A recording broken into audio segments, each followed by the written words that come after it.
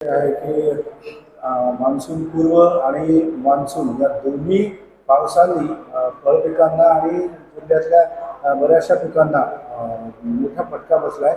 नुकसान मोठ्या प्रमाणावर झालेलं आहे. तर त्या अनुषंगाने काय पंचनामे सुरू आहेत, काय करतात? आपण म्हणता त्याप्रमाणे आपल्या जिल्ह्यामध्ये जो आता मान्सून पूर्व आणि मान्सूनचाही पाऊस आला होता, त्याच्यामध्ये पावसापेक्षा जास्त जे आपल्याकडं वादळ वारे जे झाले त्यांनी नुकसान झालेले आहे.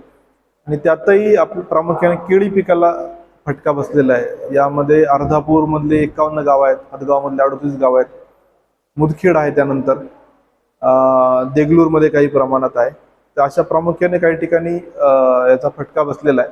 पंचनामे आम्ही 2 दिवसापूर्वी सुरू केलेले आहेत. उद्यापर्यंत ते पंचनामे मला वाटतं बऱ्यापैकी संपतील, कारण ड्रोनचाही आम्ही वापर करण्याच्या सूचना दिलेल्या आहेत. काही ठिकाणी इमिडिएट अंदाज घेण्यासाठी ड्रोन आपल्याला फायदेशीर ठरतात आणि त्यामुळे तोही वापर चालू आहे आणि आपले सगळे लोक फील्डवर आहेत.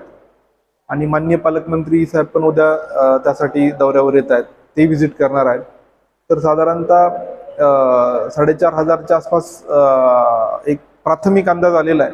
उद्यापर्यंत सगळे आकडे क्लिअर होतील आणि मग त्यानंतर आम्ही शासनाकडे त्याचा पाठपुरावा करू.